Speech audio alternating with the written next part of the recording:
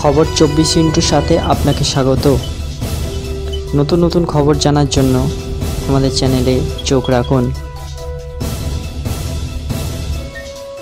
নমস্কার, খবর 24x সাথে আপনাদের স্বাগত।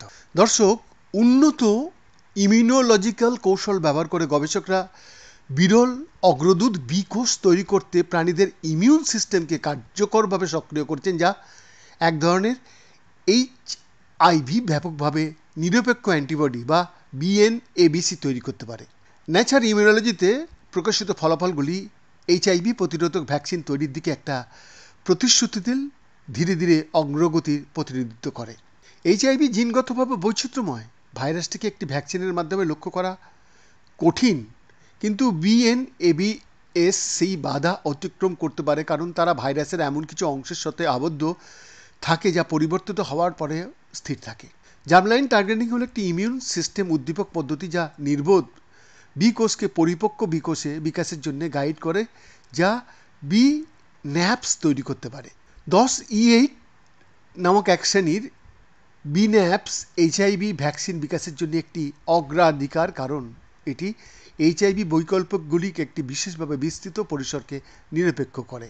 10E8 বিন্যাপ এইচআইভির পৃষ্ঠে গ্লাইকোপ্রোটিন GP41 একটি সংরক্ষিত অঞ্চলের সাথে আবদ্ধ হয়, যা মানব প্রতিরোধক কোষের প্রবেশের সাথে জড়িত।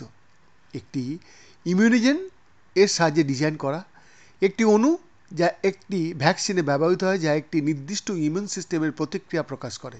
10E8 বিন্যাপস উৎপাদনকে উদ্দীপিত করার জন্য চ্যালেঞ্জিং ছিল, কারণ GP41 মূল অঞ্চলটি এইচআইভির পৃষ্ঠের একটি ছিদ্রযুক্ত ফাটলে লুকিয়ে আছে বা থাকে। পূর্বের ভ্যাকসিন ইমিউনোজেনগুলি GP41 পৌঁছানোর এবং আবদ্ধ করার জন্য শারীরিক গঠনের সাথে বিন্যাপস তৈরি করেনি বা করতে পারেনি। এই চ্যালেঞ্জ মোকাবেলা করার জন্য গবেষকরা ন্যানো পার্টিকেলগুলিতে ইমিউনোজেন তৈরি করেছিলেন, যা GP41 একটি নির্দিষ্ট অংশের চেহারা অনুকরণ করে।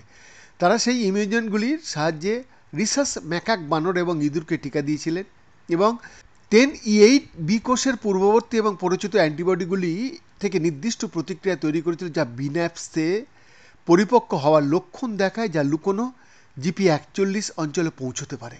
যখন তারা ইঁদুরে mRNA এনকোডেড ন্যানো পার্টিকেল ব্যবহার করে দেখল যে তারা অনুরূপ প্রতিক্রিয়া পর্যবেক্ষণ করছে, গবেষকরা আরও দেখেছেন যে একই ইমিউনোজেনগুলি বিকোষ তৈরি করে, যা LNO1 নামক একটি অতিরিক্ত ধরনের GP41 নির্দেশিত বিন্যাপ তৈরি করতে পরিপক্ক হতে পারে।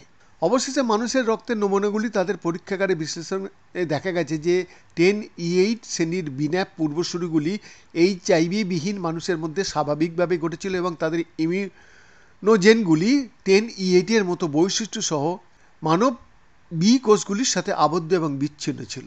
একসাথে এই পর্যবেক্ষণগুলি পরামর্শ দেয় যে ইঁদুর এবং ম্যাকাও থেকে প্রতিশ্রুতিবদ্ধ টিকাদান ডেটা মানুষের কাছে অনুবাদ করার কিন্তু সম্ভাবনা রয়েছে। সত্যি কথা, বিজ্ঞান সাধকরা নিরন্তর প্রয়াস চালিয়ে যাচ্ছে মানুষের সুখ শান্তি সমৃদ্ধির জন্যে।